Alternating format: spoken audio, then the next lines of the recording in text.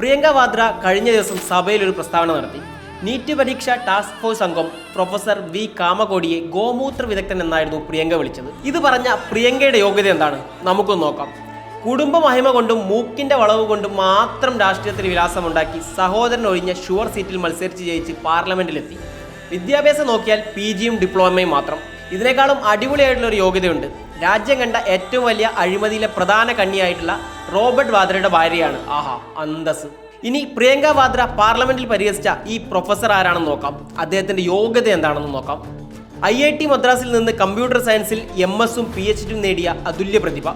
ഭാരതം സ്വന്തമായി വികസിപ്പിച്ചെടുത്ത ആദ്യ മൈക്രോ പ്രൊസസ്സറായ ശക്തിക്ക് പിന്നിലെ ബുദ്ധി കേന്ദ്രം. ഈ ശക്തി പ്രൊസസ്സറാണ് രാജ്യത്തിന്റെ പ്രതിരോധ രംഗത്തിനും ബഹിരാകാശ മേഖലയ്ക്കും ഇന്ന് കരുത്തു പകരുന്നത്.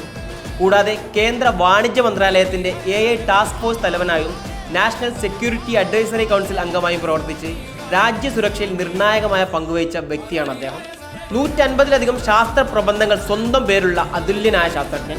അദ്ദേഹത്തിന്റെ നേട്ടങ്ങൾ പറഞ്ഞു തുടങ്ങിയ ലിസ്റ്റ് ഇനിയും നീളും. ശാസ്ത്ര സാങ്കേതിക മേഖലയിലെ അസാമാന്യ സംഭാവനകൾ പരിഗണിച്ച് രാജ്യം പത്മശ്രീ നൽകി ആദരിച്ച സൈബർ സെക്യൂരിറ്റിയിലും ആർട്ടിഫിഷ്യൽ ഇന്റലിജൻസിലും ഇന്ത്യയുടെ കരുത്തായ ഒരു ശാസ്ത്രജ്ഞനെയാണ് വിഷയം എന്താണെന്ന് പോലും പഠിക്കാതെ പ്രിയങ്ക അധിക്ഷേപിച്ചത്. ഇതാണ് കോൺഗ്രസിന്റെ കുടുംബ രാഷ്ട്രീയം. നെഹ്റു കുടുംബത്തിൽ ജനിച്ചു എന്ന ഒരൊറ്റ യോഗ്യത മാത്രം വെച്ച് രാഷ്ട്രീയത്തിലെത്തിയവർക്ക് കഠിനാധ്വാനം ചെയ്ത് രാഷ്ട്രസേവനം നടത്തുന്നവരുടെ വില മനസ്സിലാകില്ല. യഥാർത്ഥ അറിവുള്ളവരെ കാണുമ്പോൾ പുച്ഛവും പരിഹാസവും തോന്നും.